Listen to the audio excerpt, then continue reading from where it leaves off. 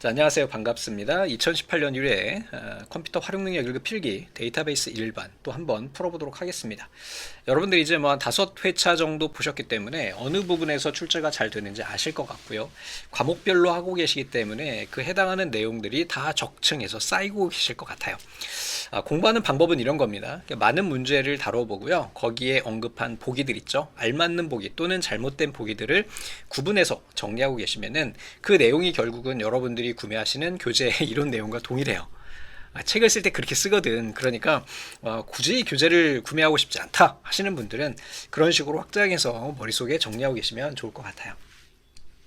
자, 첫 번째 문제요. 다음 중 VBA에서 프로시저 추가 대화 상자의 각 옵션에 대한 설명으로 옳지 않은 것은 그랬어요. 자, 우선은 프로시저 추가 창이고요. 이게 이름을 작성을 하게 됩니다. 그리고 형식이 있는데 이 서브라고 하는 아이는 결과값을 호출하지 않아요. 요거 한번 출제가 된 적이 있습니다. 자, 펑션 같은 경우는 이제 사용자 함수 작성할 때 쓰고요. 프로퍼티는 어떤 특정 개체의 속성을 우리가 나타낼 때 사용을 하게 됩니다. 나머지 위에 있는 아이들은 큰 의미는 없고요. 요 문제, 이게 프로시저에서 퍼블릭과 프리베이트 두 가지를 구분하는 문제가 종종 출제가 되고 있는데 그것만 구분하시면 돼요. 예를 들어 가지고 우리가 엑셀이든 액세스든 동일하거든요. 그러니까 모듈을 추가를 해요. 프로시저 모듈을 이렇게 추가를 하게 되면 모듈 1이 있을 수 있고요. 또 모듈 2가 있을 수 있죠. 자, 만약에 제가요 프로시저를 하나 작성해서 양쪽 모듈에서 다 쓰고 싶은 거야. 다 호출해서 쓰고 싶어요. 자, 그럴 땐 어떻게 할까? 네, 바로 퍼블릭, 공용이라고 하는 이러한 선언자를 사용하게 됩니다. 나는요, 근데 모듈 1에서 쓰기만 할 거고 또 모듈 2에서만 쓸 거야. 바깥에 다른 모듈에 영향을 주고 싶지 않아 할 때는 우리가 어떻게 선언을 하면 될까요? 네, 프리베이트로 이렇게 범위를 지정을 해주면 됩니다. 우리가 이제 변수 선언을 할 때 얘네를 우리가 뭐라고 이야기하냐면은 변수로 표현을 할 때는 얘네는 지역 변수라고 이야기해요. 그래서 얘는 지역 프로시저가 되는 거고 이 퍼블릭 같은 경우는 공용이라고 이야기를 해요. 얘는 공용 프로시저가 되는 겁니다. 자, 정의가 되셨죠? 자, 모듈이 두 개 있을 경우에 또는 더 많을 경우에도 마찬가지예요. 모든 모듈에서 사용할 프로시저를 작성한다 그러면 퍼블릭을 쓰면 되는 거고요. 그 해당하는 모듈 내에서만 쓰고 싶다 그러면 그때는 프리베이트를 이용하면 되는 거예요. 자, 문제를 풀어볼게요. 자, 서브나 펑션 뭐 이런 건 큰 의미는 없고 퍼블릭을 사용했대요. 자, 서브 프로시저는 모듈 내의 그죠? 해당하는 모듈 내의 모든 프로시저에서 해당 서브 프로시저를 호출할 수 있다 그랬어요. 맞죠? 뭐냐, 여기서 이야기하는 이 퍼블릭이라고 하는 것은 결국은 서브 프로시저는 모듈 내의 모든 프로시저에서 이 안에서 모두 다 쓸 수 있다는 이야기예요.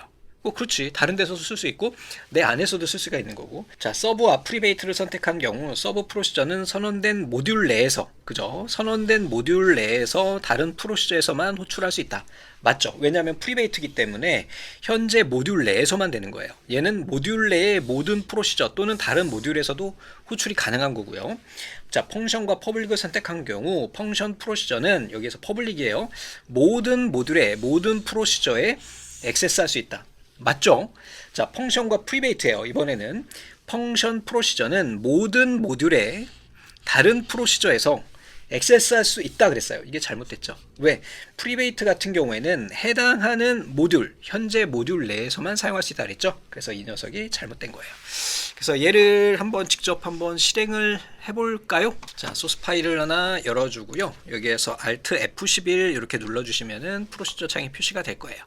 자, 이쪽에다가 우리가 모듈을 추가할 수가 있어요. 삽입 누르셔가지고 모듈 또는 또 삽입 눌러가지고 모듈 이렇게 해서 여러 개의 모듈을 추가해서 사용할 수가 있겠고, 이 해당하는 모듈에서 내가 요 모듈에서만 쓰고 싶다 할 때는 삽입 들어가 주시고 프로시저 눌러 주시고요. 여기에다가 예를 들면은 뭐 지금 요 해당하는 부분이니까 PR이라고 써볼게요. 그리고 서브 이렇게 해주시고 프리베이트 이렇게 해주시고 확인을 눌러주시면은 이렇게 프리베이트 서브 PR이라고 하는 프로시저의 블럭이 생성이 되게 돼요.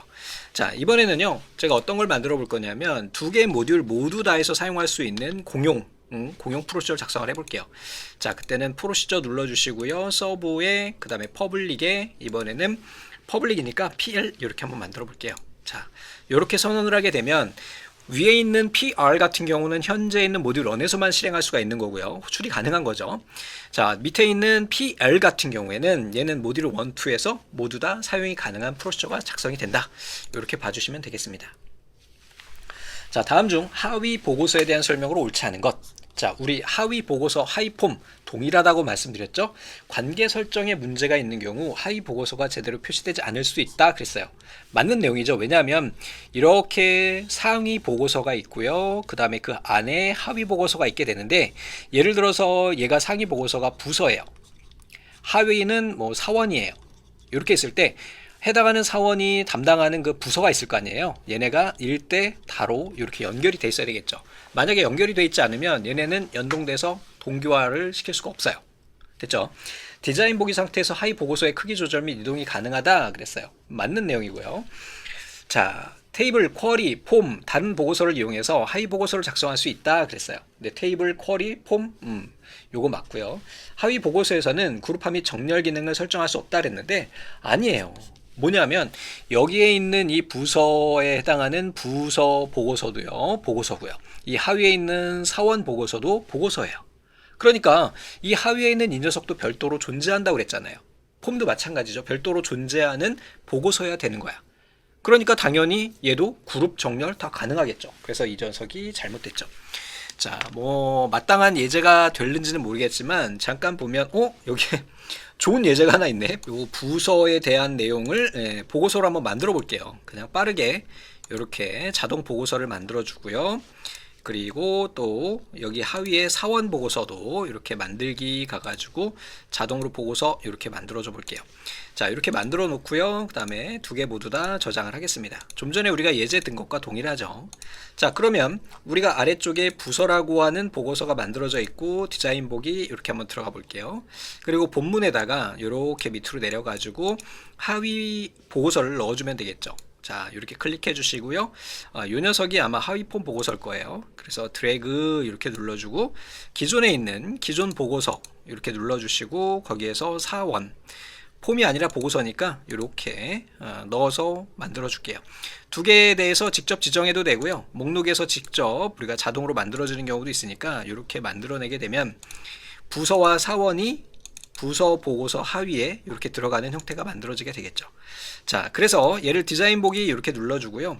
밑에 있는 이 사원 보고서잖아요. 그죠? 이 사원 보고서도 원래 별도로 이렇게 존재하고 있는 아이기 때문에 여기에서 디자인 보기 이렇게 들어가셔서 얘를 이제 닫아줘야 되겠다. 그지? 열려있다는 의미니까 디자인 보기 들어가셔서 이쪽에서 그룹 및 정렬 눌러주시고 그룹 추가하셔가지고 여기에서 예를 들면은 직급별로 이렇게 그룹을 잡아주게 되면 그룹도 지정 가능하고요.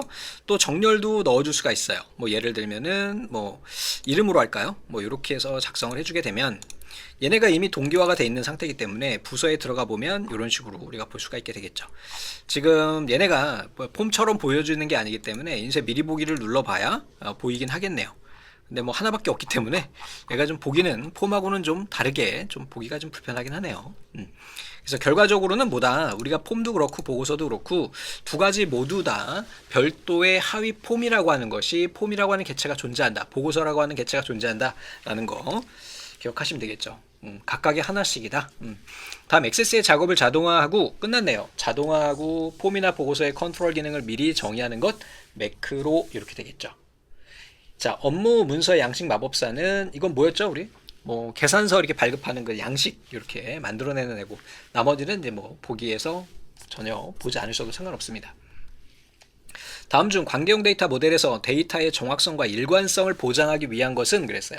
정확성과 일관성을 보장하기 위한 것을 우리 뭐라고 이야기하냐면 무결성 제약 조건이라고 이야기하죠. 우리 무결성 제약 조건에는 크게 두 가지가 있었죠. 뭐가 있었나요? 네, 개체 무결성에 대한 문제가 있었고요. 참조 무결성에 대한 아이가 있었죠. 그래서 이거 두 가지 다 시험지 아주 자주 출제가 되고 있었죠. 매 회차마다 출제가 되고 있었어요. 그래서 개체 무결성 같은 경우는 기본 키에 대한 제약 조건이고요. 참조 무결성은 외래 키에 대한 제약 조건이었죠. 그래서 기본 키에 대한 건 뭐였어요? 중복된 레코드가 들어갈 수 없고 또 값이 없을 수 없다, 널일 수 없다라는 거. 그 다음에 이 참조 무결성 같은 경우는 메인 테이블에 존재하지 않는 데이터는 하위 테이블에 존재할 수 없다.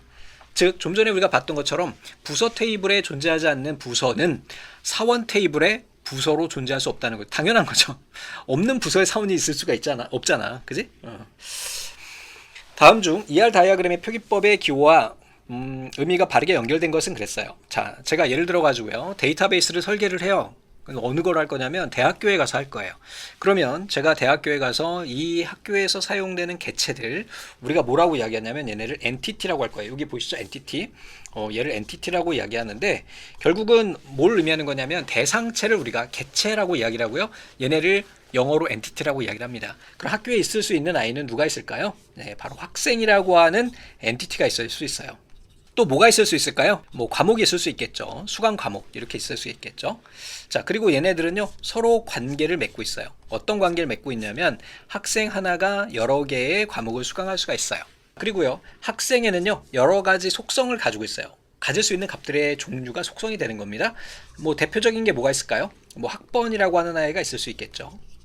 맞죠? 자, 과목 번호 같은 게 있을 수 있겠죠. 과목 코드라고 하자. 뭐 이런 식으로 구성이 되는 것, 즉 현실 세계에 있는 데이터베이스를 이렇게 개념적인 모델로 만들어낸 걸 우리가 ERD라고 이야기를 하고요. 이 도형에 대한 것이 자주 출제되지는 않지만 다른 컴퓨터 자격증 중에 데이터베이스 보는 데는 다 나와요. 이 녀석이 기본이기 때문에. 왜냐하면은 현실 세계에 있는 내용들을 분석해 가지고 이렇게 도식화해 놓고 이걸 가지고 우리가 실제로 이제 매핑 룰을 통해 가지고 관계형 데이터베이스 모델 표로 만들어내는 거거든요. 그래서 이렇게 보면은 얘는 학생 테이블이야. 그러면 지금은 여기 학번만 있잖아요. 그럼 뭐 이름도 있을 수 있겠지. 여기에 이름도 있을 수 있겠죠. 그러면 이름, 뭐 전공도 있을 수 있고 이렇게 구성을 해나가는 거고, 얘네를 이러한 표 형태로 만들어내는 과정이 결국은 뭐가 되는 거예요? 논리적 설계 단계가 되는 거예요. 얘는 개념적 설계 단계가 되는 거고, 자, 이러한 것이 있다라는 얘기고요. 그러면 이 도형들을 기억을 해야 되는 거죠. 자, 사각형 같은 경우에는 뭐라고 이야기하냐면은 얘는 엔티티예요. 엔티티. 이렇게 연결되는 거예요. 자, 타원이 뭐가 되는 거냐면 속성이 돼요. 속성.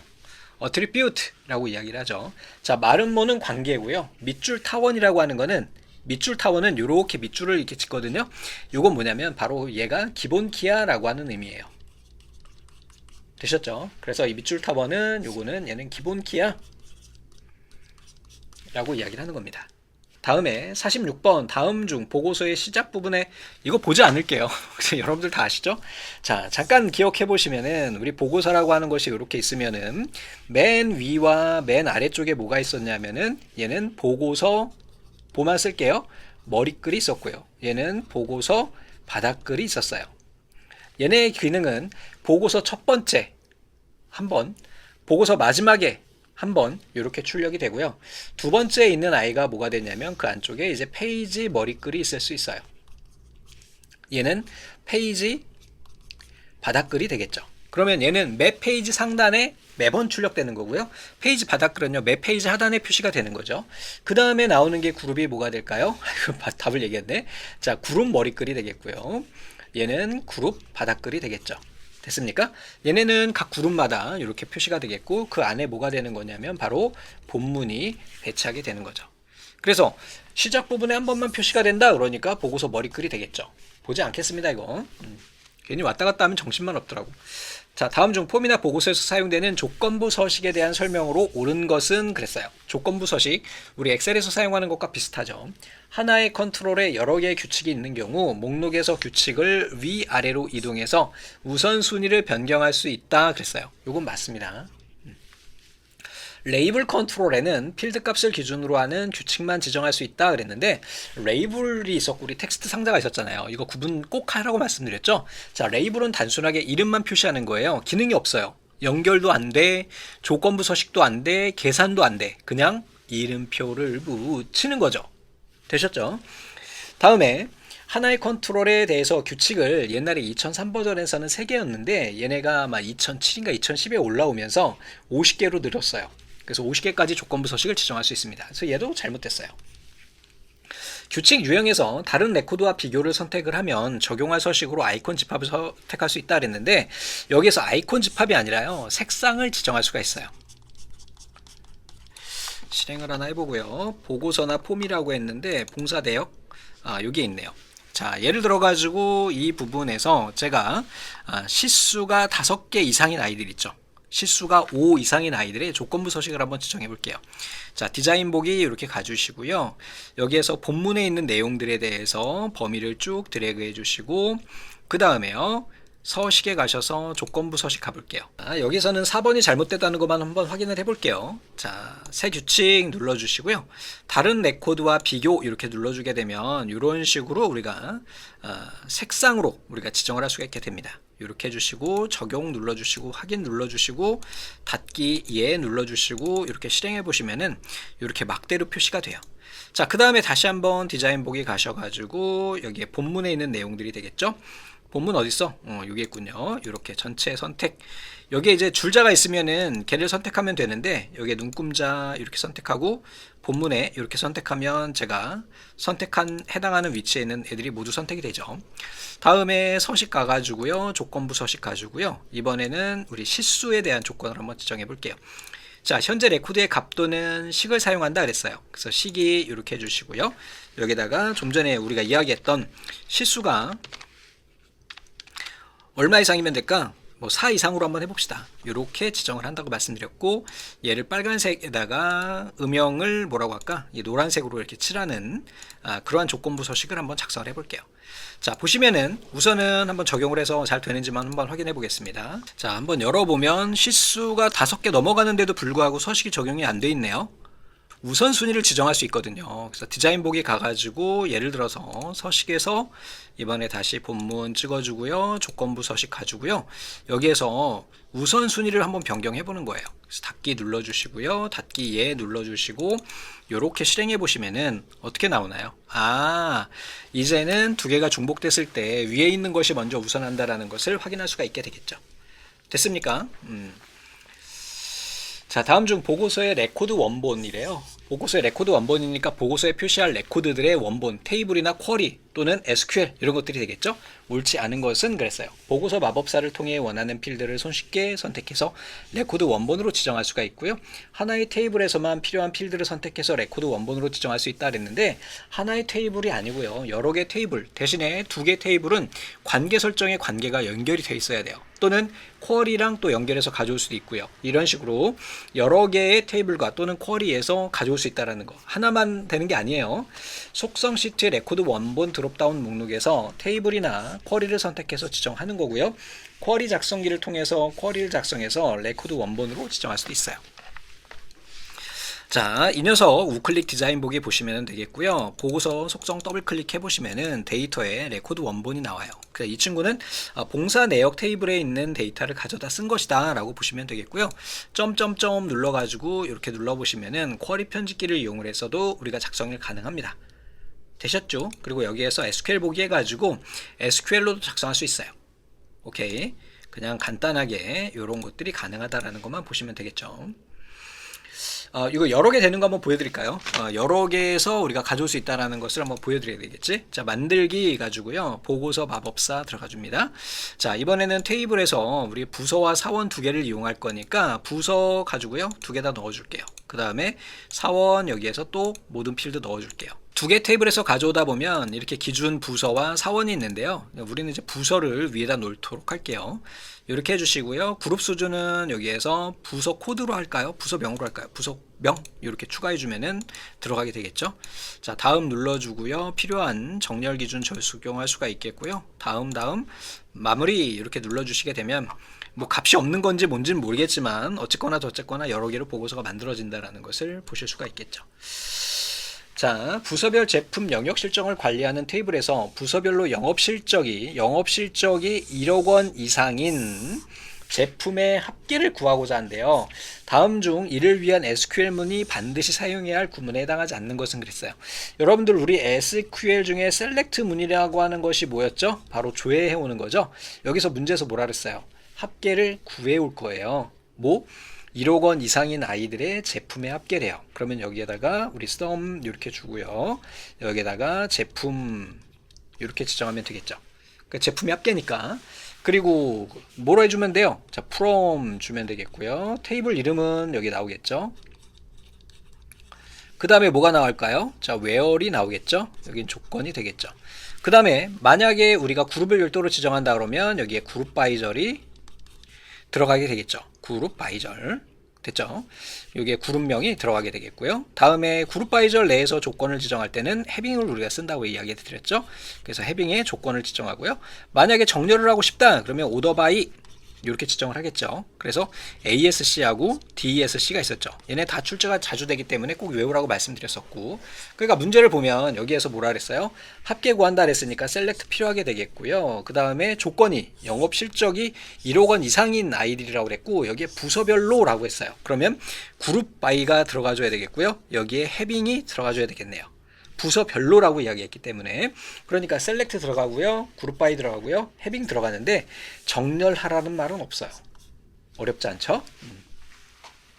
다음 중 크로스텍 쿼리에 대한 설명을 옳지 않은 것. 너무 자주 출제가 되죠. 우리 크로스텍 쿼리라고 하는 거는 이렇게 위에 열 머리글이라고 하는 아이들이 들어가는 거고요. 그리고 각각 행 머리글이라고 하는 아이들이 들어가고요. 이 안쪽에 값이라고 하는 그런 데이터가 들어가게 되겠죠. 즉 이렇게 교차되는 값들의 교차점에 해당하는 값을 우리가 합계 개수, 최대값, 최소값 계산할 수 있는 아이고, 이 크로스텍 쿼리에서 여러분들이 중요시 여겨야 되는 거는 이 행 머리글 있죠. 이 행 머리글은 여러 개 지정할 수 있다. 됐죠? 대신에 열 머리글은 한 개만 넣을 수 있다. 이것만 기억하시면 됩니다. 자, 레코드의 요약 결과를 열과 행 방향으로 그룹화해서 표시할 때 사용한다. 맞고요. 쿼리의 데이터 시트에서 데이터를 직접 편집할 수 없어요. 크로스텍 쿼리는 여기에 있는 값을 수정이 안 됩니다. 2개 이상의 열 머리글 옵션과 아니죠. 한 개밖에 안 된다 그랬잖아. 행 머리글은 여러 개 돼요. 이렇게 봐주시면 됩니다.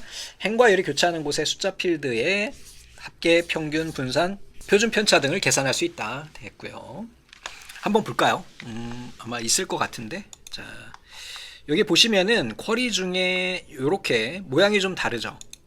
위 왼쪽에 표시가 되어 있는 이런 아이들이고, 얘네는 데이터 수정이 안 돼요. 그리고 우클릭 디자인 보기 이렇게 가보시면은 행 머리글, 열 머리글이 있는데 열 머리글은 2개 넣을 수 없다. 그 이유는 뭐다? 이렇게 열어보시면 아시죠? 위에 한 행을 더 추가해가지고 여기다 뭘 넣을 수가 없어. 그래서 이 행 머리글 이 부분들만 여러 개 다수로 추가 가능하고 열 머리글은 하나만 가능하다라는 거. 이거 아주 자주 출제되고 있어요.